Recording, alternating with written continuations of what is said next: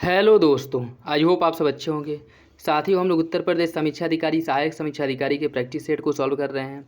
और इस वीडियो में हम लोग सामान्य अध्ययन पेपर फर्स्ट के 50 महत्वपूर्ण प्रश्नों को सॉल्व करेंगे, जो आपके एग्जाम के पॉइंट ऑफ व्यू से बहुत ही महत्वपूर्ण है। तो यदि आप लोग चैनल पर नए हैं तो सब्सक्राइब कर लीजिए और बेल आइकन को प्रेस कर लीजिए, जिससे वीडियो के महत्वपूर्ण नोटिफिकेशन आप लोगों को मिलते रहें।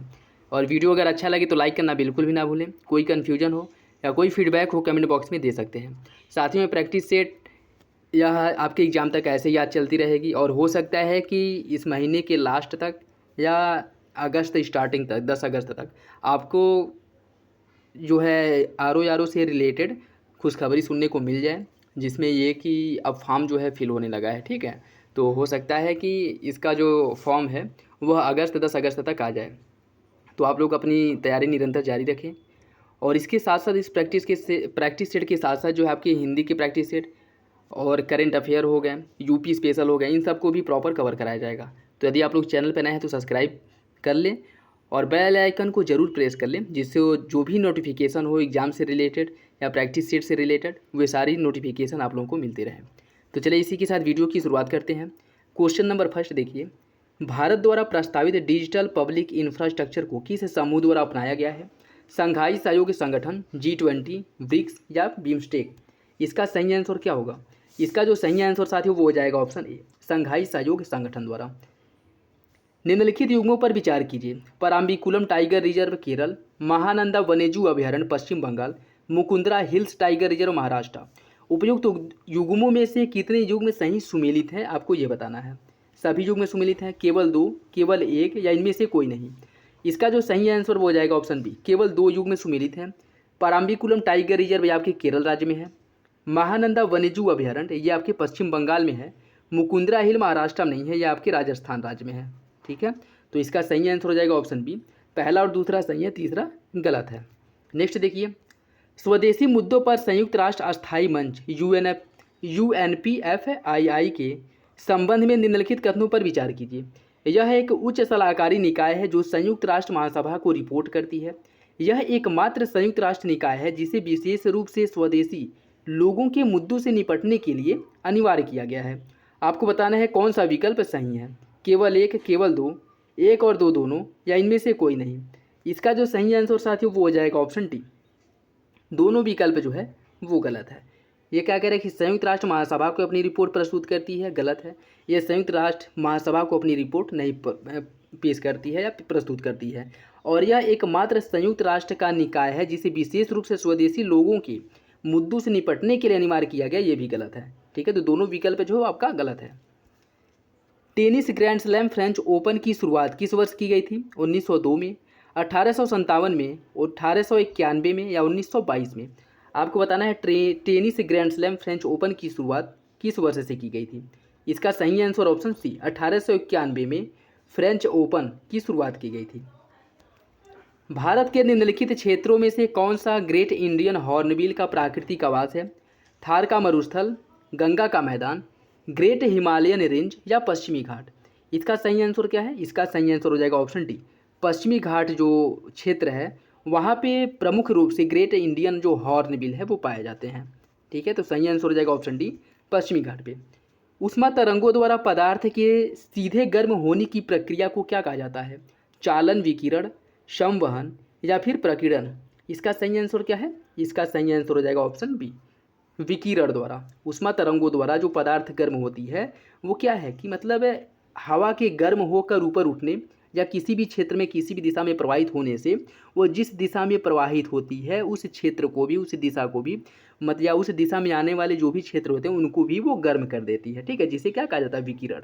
ठीक है, तो उष्मा तरंगों द्वारा पदार्थ के सीधे गर्म होने की प्रक्रिया को विकिरण कहा जाता है। इसका सही आंसर क्या हो जाएगा?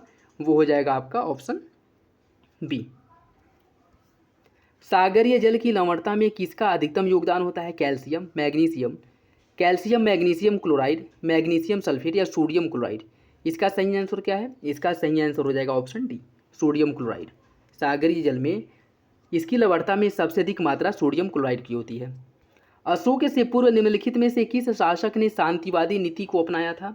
चंद्रगुप्त मौर्य ने, अखनातून ने, सेल्यूकस ने, या फिर दराय बाहू ने? इसका सही आंसर हो जाएगा ऑप्शन बी, अखनातून द्वारा अशोक से पहले शांतिवादी नीति को अपनाया गया था। ऑप्शन बी सही है। मौर्य काल में सीता से तात्पर्य क्या है? एक देवी, एक धार्मिक संप्रदाय, राजकीय भूमि से प्राप्त आय या ऊसर भूमि। इसका सही आंसर हो जाएगा ऑप्शन सी। राजकीय भूमि से प्राप्त आय के लिए मौर्य काल में सीता शब्द का प्रयोग किया जाता था। तो इसका सही आंसर हो जाएगा ऑप्शन सी। निम्नलिखित अभिलेखों में किसमें अशोक के नामोल्लेख का उल्लेख किया गया? अशोक के नामोल्लेख का तात्पर्य है जहाँ पे अशोक के नाम का अर्थात अशोक का उल्लेख किया गया हो, ठीक है। क्योंकि अन्य जो ज़्यादातर अशोक के जो अभिलेख प्राप्त हुए हैं उसमें अशोक के नाम का उल्लेख न करके उसमें उसे प्रियदस्ती के नाम से संबोधित किया गया है। लेकिन कुछ ऐसे अभिलेख हैं जहाँ पे अशोक के नाम का उल्लेख किया गया है, ठीक है, और वहाँ पे अशोक लिखा मिला है, जिसमें आपको बताना है कि किसमें इसका उल्लेख किया गया है। गुर्जरा, अहरौरा, ब्रह्मगिरी या फिर सारनाथ। इसका सही आंसर हो जाएगा ऑप्शन ए। 4 ऐसे अभिलेख हैं जहाँ पे अशोक के नामों का उल्लेख किया गया है अशोक के रूप में। गुर्जरा, मास्की, नित्तूर और उदयगोलम। यह 4 ऐसे स्थल हैं जहाँ पे पाए गए अभिलेखों में अशोक के नामों का उल्लेख किया गया है। अन्य जो भी स्थान हैं जहाँ पे अशोक के अभिलेख पाए गए हैं वहाँ पे इसे देवनाम प्रियदस्ती के नाम से संबोधित किया गया है। तो याद रखिएगा, इंपॉर्टेंट है। 42वें संविधान संशोधन अधिनियम 1976 में किस अनुच्छेद के तहत मूल कर्तव्यों को जोड़ा गया था? अनुच्छेद 51, अनुच्छेद 36, अनुच्छेद 51 क या अनुच्छेद 50। इसका सही आंसर है ऑप्शन सी। अनुच्छेद 51 क के तहत आपके मूल कर्तव्यों को जोड़ा गया था और इसे जो है स्वर्ण सिंह समिति की सिफारिश के आधार पर जो है मूल कर्तव्यों को आपके शामिल किया गया था संविधान में। संविधान में मौलिक कर्तव्यों को कब सम्मिलित किया गया था? 1976, 1979, 1975 या 1978। इसका सही आंसर है ऑप्शन ए, 1976 में। निम्न में किस प्रदेश में सर्वाधिक अनुसूचित जनजातियां हैं? बिहार में, मध्य प्रदेश में, राजस्थान में या फिर आंध्र प्रदेश में। इसका सही आंसर क्या है? इसका सही आंसर हो जाएगा ऑप्शन बी। सबसे अधिक अनुसूचित जनजाति एसटी कम्युनिटी जो है वो आपके मध्य प्रदेश राज्य में पाई जाती हैं या मध्य प्रदेश में निवास करती हैं, ठीक है। तो इसका सही आंसर हो जाएगा ऑप्शन बी। भारत में Tata iron steel company TISCO की स्थापना कब की गई थी? 1899 ईस्वी में, 1906 ईस्वी में, 1907 ईस्वी में या 1918 ईस्वी में। इसका सही आंसर क्या है? इसका सही आंसर हो जाएगा ऑप्शन सी, 1907 ईस्वी में इसकी स्थापना की गई थी।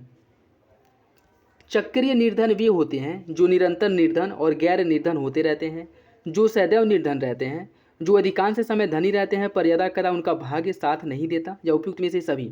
इसका सही आंसर क्या है? चक्रीय निर्धन शब्द को कौन ज़्यादा उपयुक्त तरीके से संबोधित करता है या इसका वर्णन करता है?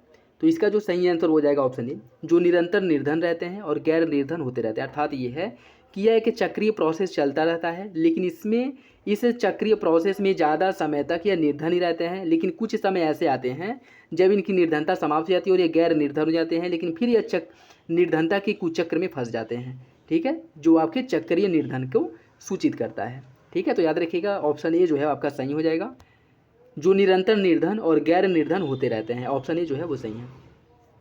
नेक्स्ट देखिए, निम्नलिखित में से कौन सी बीमारियां प्रदूषित जल के कारण होती हैं? गियोर्डियासिस, डेंगू, एमोहबियासिस या टाइफाइड। आपको कोड के हिसाब से सही आंसर का चयन करना है। 1 2 4, 2 3 4, 1 2 3 4 या 1 3 4। इसका जो सही आंसर साथियों वो हो जाएगा ऑप्शन बी, 2 3 4।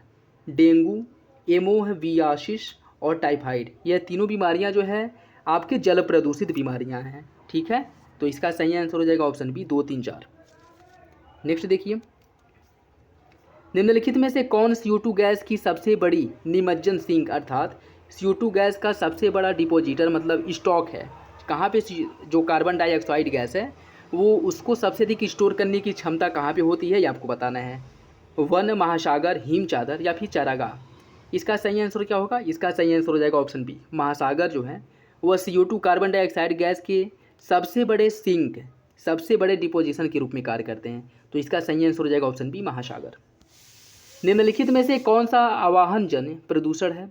आवाहन जन्य प्रदूषण अर्थात कौन सी ऐसी मतलब आवाहन जन्य प्रदूषण है, मतलब कौन जो है जल प्रदूषण उत्पन्न करता है, यह आपको बताना है। क्लोरोफ्लोरोकार्बन, कार्बन मोनोऑक्साइड, हाइड्रोकार्बन या कणकीय द्रव्य।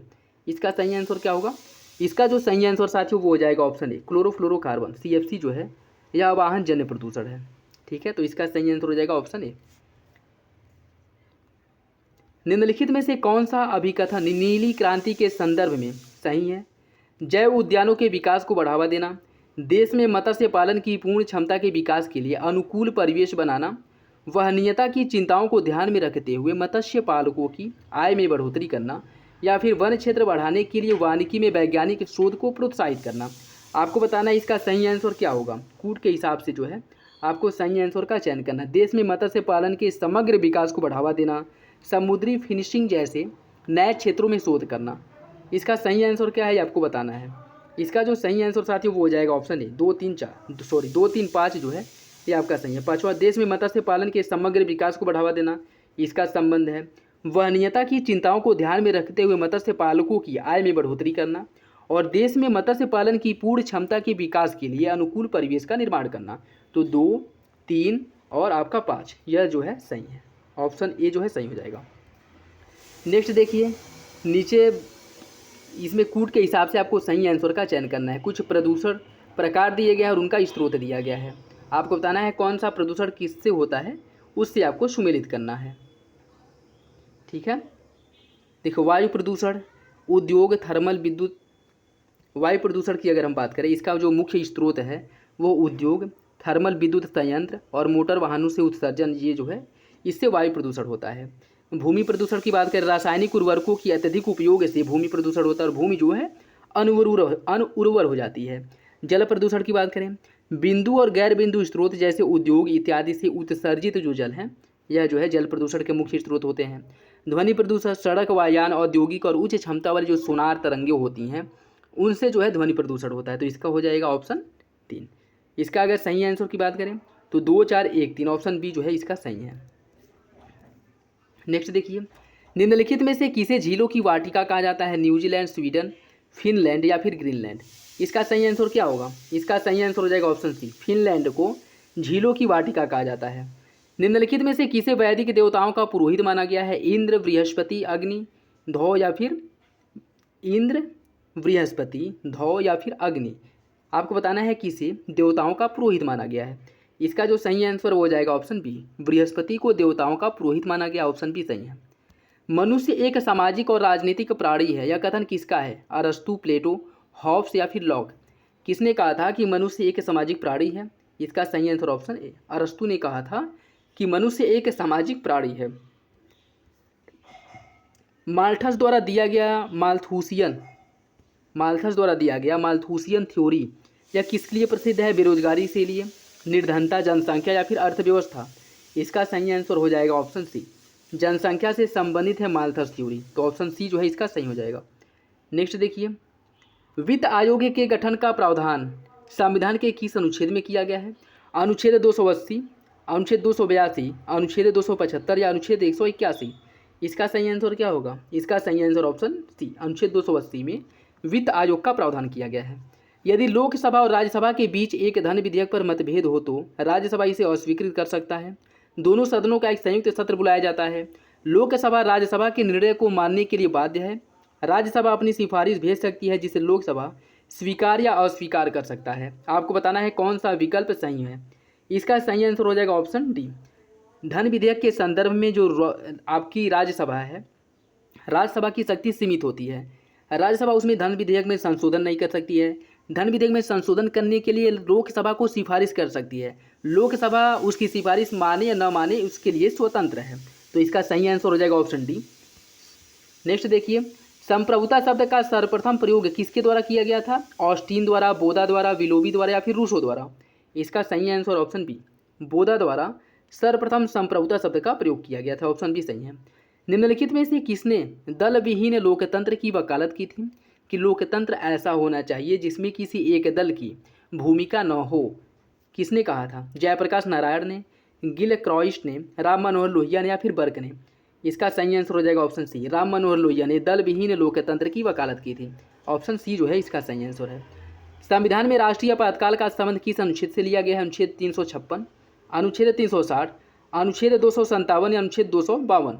आपको बताना है इसका सही आंसर क्या होगा। इसका सही आंसर साथियों ऑप्शन डी, आपातकाल, राष्ट्रीय आपातकाल का प्रावधान अनुच्छेद 352 में है। ठीक है, अनुच्छेद 356 में राष्ट्रपति शासन और अनुच्छेद 360 में वित्तीय आपात है। ब्रिटिश संसद पुरुषों को स्त्री और स्त्री को पुरुष बनाने के अतिरिक्त कुछ भी कर सकती है। यह कथन किसका है? विलोवी, रैमजे मेयोर, जेम्स मिल या मैकाइवर।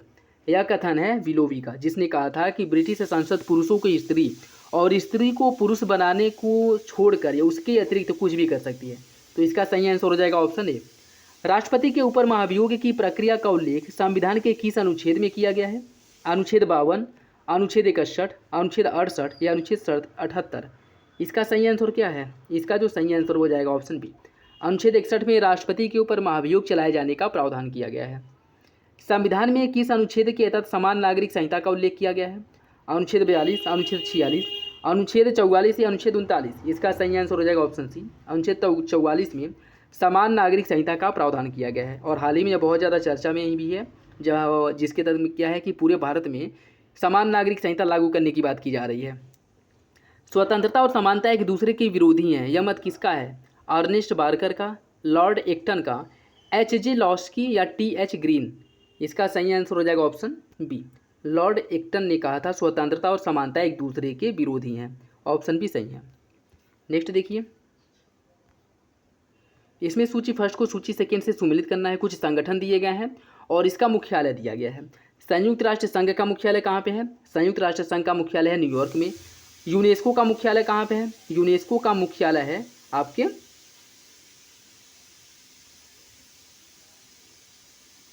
पेरिस में। फिर अंतर्राष्ट्रीय मुद्रा कोष का मुख्यालय वाशिंगटन डीसी में और अंतर्राष्ट्रीय न्यायालय का मुख्यालय है द हेग में। इसका जो सही आंसर हो जाएगा ऑप्शन ए 2, 3, 4, 1। नेक्स्ट देखिए, इसमें भी सूची फर्स्ट को सूची सेकेंड से सुमिलित करना है। निषेध, उत्प्रेषण, परमादेश और बंदी पृथक्करण न्यायालय द्वारा जारी किए जाने वाले जो रीट हैं वे सभी दिए गए हैं और कौन सा रीट किसे से संबंधित है उसे आपको बताना है। ठीक है, देखिए इसमें निषेध का तात्पर्य क्या है? निषेध मतलब स्थगन आदेश। ठीक है, इसका हो जाएगा ऑप्शन बी।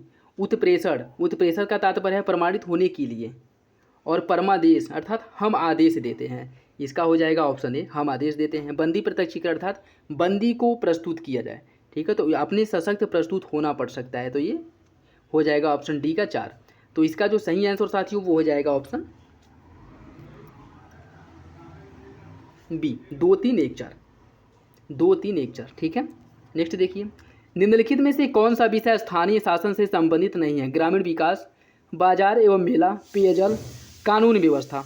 इसका सही आंसर साथियों ऑप्शन डी। कानून व्यवस्था जो है यह है राज्य सरकार के अंदर, स्थानीय शासन के पास यह अधिकार नहीं होता है, या यह अधिकार जो है स्थानीय शासन के पास। जबकि बाजार एवं मेले पर नियंत्रण, ग्रामीण विकास और पेयजल ये सभी शक्तियाँ जो हैं आपके स्थानीय शासन के पास होती है और कानून व्यवस्था यह राज्य के पास होती है। द ट्रीटीज ऑन गवर्नमेंट नामक पुस्तक की रचनाकार कौन है? गवर्नर, लॉक, रूसो या फिर हॉब्स? इसका सही आंसर हो जाएगा ऑप्शन बी, लॉक। निम्नलिखित में से किसे बहुलवादी संप्रभुता के जनक के रूप में जाना जाता है? बार्कर, कैब्र, लॉस्की या फिर गियर्क? इसका सही आंसर ऑप्शन डी, गियर्क को। भारतीय संविधान वकीलों का स्वर्ग है, यह कथन किसका है? केसी व्हीलर, एम.बी. पायली, आइवर जेनिंग्स या मॉरिस जोन्स? इसका सही आंसर हो जाएगा ऑप्शन सी, आइवर जेनिंग्स। यह क्वेश्चन जो है बहुत से परीक्षाओं में सीधे सीधे पूछ लिया, तो इंपॉर्टेंट है, याद रखिएगा कि यह आइवर जेनिंग्स द्वारा कहा गया था कि भारतीय संविधान वकीलों का स्वर्ग है। तो इसका सही आंसर हो जाएगा ऑप्शन सी। ये था आज का लास्ट क्वेश्चन। आई होप आप लोगों को अच्छा लगा होगा। इसमें विभिन्न जो प्रतियोगी परीक्षाएं हैं, जो बुक वगैरह हैं, उनसे जो अच्छे क्वेश्चंस हैं उनको इसमें शामिल किया गया है, जो आपके एग्जाम के पॉइंट ऑफ व्यू से बहुत ही महत्वपूर्ण है। तो यदि आप लोग चैनल पर नए सब्सक्राइब कर लीजिए और बेल आइकन को प्रेस कर लीजिए, और वीडियो अगर अच्छा लगे तो लाइक करना बिल्कुल भी ना भूलें। अपने दोस्तों के साथ शेयर जरूर करें। तो चलिए मिलते हैं अगले वीडियो में, तब तक के लिए धन्यवाद।